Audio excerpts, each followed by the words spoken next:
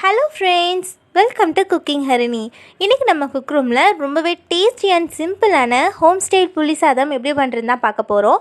புளியோதரை பொடிலாம் use பண்ணாம ரொம்பவே டேஸ்டியா குயிக்கா இது எப்படி செய்யணும்ங்கறது வாங்க பார்க்கலாம். இப்போ ஒரு பவுல்ல ஒரு நெல்லிக்காய் சைஸ் அளவுக்கு புளி ஊற வச்சுக்கலாம். புளி சேர்த்துட்டு அது முழுகிற அளவுக்கு தண்ணி சேர்த்து ஒரு 10 நிமிஷம் ஊற வச்சுக்குங்க. உங்களுக்கு குயிக்கா செய்யணும் ஊற வைக்க டைம் இல்லைனா சுடுதண்ணி ஊற்றி ஒரு 5 நிமிஷம் ஊற வச்சுக்குங்க. இப்போ ஒரு கடாயில் 4 ஸ்பூன் நல்லெண்ணெய் ஆட் பண்ணியிருக்கேன். ஆயில் நல்லா ஹீட் ஆனதுக்கப்புறமா இதில் 1 ஸ்பூன் கடுகு சேர்த்துக்கலாம். கடுகு லைட்டாக பொரிஞ்சதுக்கப்புறமா இது கூடயே 1 ஸ்பூன் அளவுக்கு கடலைப்பருப்பும் 1/4 ஸ்பூன் வெந்தயமும் சேர்த்துக்கலாம். வெந்தயம் நிறைய சேர்த்திங்கன்னா கசப்பெடுக்கும், அதனால் கொஞ்சமாக சேர்த்துக்குங்க. இப்போ இது கூடயே நம்ம கட் பண்ணி வச்சுருக்க பூண்டு சேர்த்துக்கலாம். நான் ஒரு 7லேருந்து 8 பூண்டு எடுத்திருக்கேன்.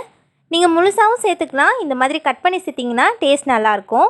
இப்போ இதில் 2 வரமிளகாய் சேர்த்துட்டு இது நல்லா கலந்து விட்டுக்கலாம். பூண்டோட பச்சை வாசனை எல்லாம் போகட்டும். பூண்டு லைட்டாக வதங்கினதுக்கப்புறமா இது கூடயே நம்ம கட் பண்ணி வச்சுருக்க வெங்காயம் சேர்த்துக்கலாம். நான் இன்றைக்கி சின்ன வெங்காயம் எடுத்திருக்கேன், நீங்கள் பெரிய வெங்காயம் கூட சேர்த்துக்கலாம். இப்போ இது சேர்த்துட்டு ஒரு ஹாஃப் குக் ஆகிற வரைக்கும் இது நல்லா கலந்து விட்டுக்குங்க.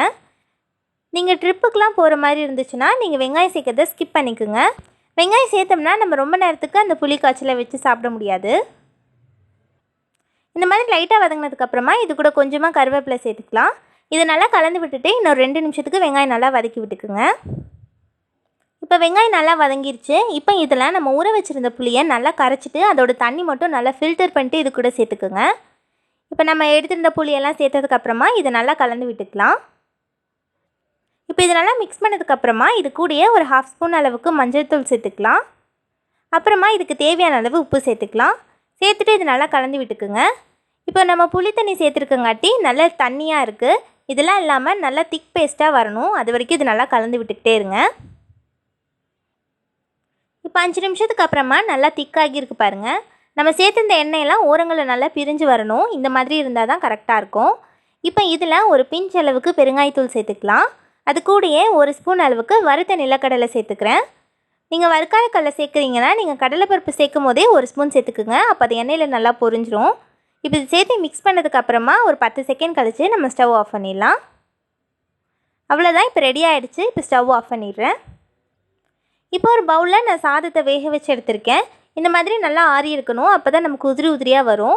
இப்போ இதை சேர்த்து நம்ம கலந்துக்கலாம். இப்போ நம்ம செஞ்சு வச்சுருக்க புளி காய்ச்சலில் சாதத்தை சேர்த்து நல்லா கலந்து விட்டுக்கலாம். நான் இப்போ உடனே சர்வ் பண்ணுறங்காட்டி நல்லெண்ணெய் கொஞ்சமாக யூஸ் பண்ணியிருக்கேன்.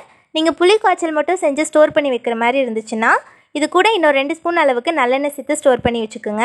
நிறைய எண்ணெய் சேர்த்துருந்தா நமக்கு ரொம்ப நாள் கெடாமல் இருக்கும். இப்போ சாதத்தை சேர்த்துட்டு மெதுவாக நல்லா கலந்து விட்டுக்கலாம். அவ்வளோதான், இப்போ நல்லா மிக்ஸ் பண்ணியாச்சு. ரொம்பவே டேஸ்டியான நம்மளோட ஹோம் ஸ்டைல் புளியோதரை ரெடி ஆகிடுச்சு.